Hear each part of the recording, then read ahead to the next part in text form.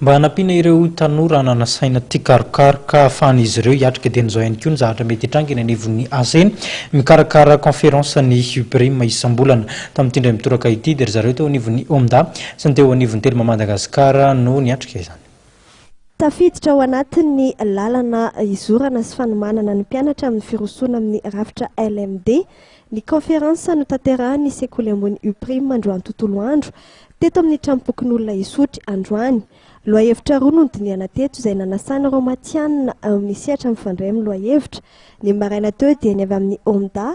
izay nampafantatra ny anjara andraikitry ny zon'ny mpamorona amin'ny fampiroboroboana sehatra raha teo karena no nanao ny famelabelara-kevitra teto ary ny hariva teo kosa dia makasika ny loahevitra mobile money niarahana tamin'ny orinasa Telma. Primeran'ny Telma androany hitanao le rehefa mivaky isika makany amin'ilay rafitra LLD nasantsy master doctorat misy zavatra telo ny takinany voalohany fampianarana izany hoe dédication mpianatra efa voanaraka izay ny fikaroana ataon'ny mpianatra amin'ny recherche izay no natonga amin'ilay tsy maintsy manana ianao akijana informatique na partie informatique ary amin'ny farany dia miantso olona ny fontsihitry ny asa manana kaikifo anisan'izany ohatra zao conférence atsika zao mba hifampizara ny zavatra hita rehetra rehetra teo amin'ny sehitry ny asa manana mpianatra satria da fakatsahan'ny diplôme zany hoe mivoaka ny mpianatra ny mahavaly ilay aviavana mpampiasa.